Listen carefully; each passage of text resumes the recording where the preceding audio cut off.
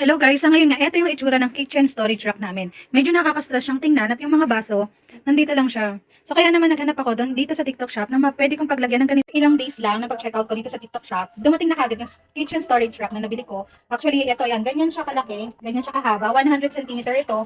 At may 4 basket to, which is yun nga yung gusto kong lagayan ng mga baso namin kasi para meron silang separate na lagayan. Kaya guys, samahan niyo ako mag-makeover ng kitchen storage rack namin. Ito naman guys, i-unbox ko na itong isang mahabang item na ito para masimulan na natin ang makeover ng kitchen storage namin.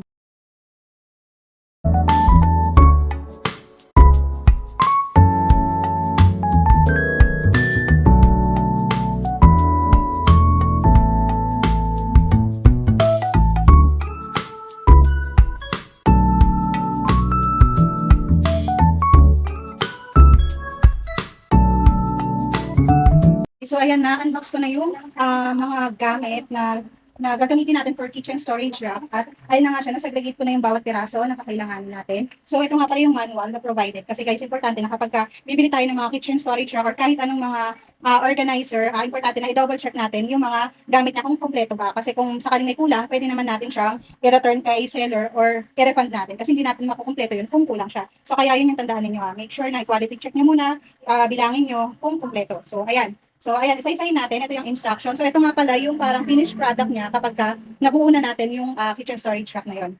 So, okay.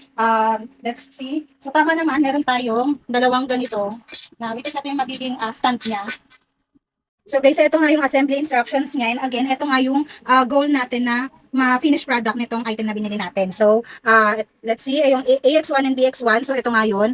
Yung personal. Dalawa naman siya. Kompleto naman. And then, itong mga CX4 and DX2, ito yan, sila yan. Yan.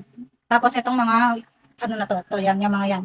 Kompleto naman siya. So, 4 at saka 1, 2, 3, 4, 5, 6. So, yan. Tapos, ito din yung mga parang hook natin. Ayan, tapos yung mga tornilyo. Meron din tayong mga gulong. Tapos, ito naman yung gagamitin natin pang tornilyo nga. Parang pang screw, ganun. Tapos, ayun din, ito yung nilalagay natin sa bawat dulo nung mga ano natin para hindi siya dito natin siya nilalagay yun. Tapos ito nga yung parang pin button. So meron din tayong 4 na basket which is ito nga dito ko nga plan ilagay yung mga baso para patutuyuin siya bago ilagay sa mismong cabinet niya. So ayun guys, bubuuin na namin siya.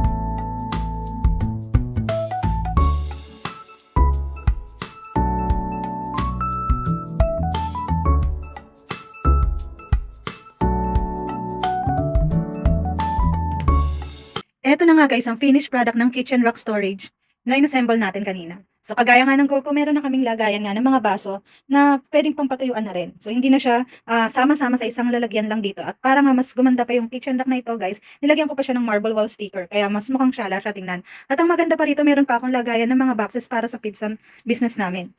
Napaka-fulfilling nga guys ng pagbuo nitong kitchen rack storage na ito. At masasabi ko nga, isa ito sa mga complete task ko for today kahit na Labor Day. So kung gusto niyo rin ito guys, ilalagay ko yung link sa yellow basket.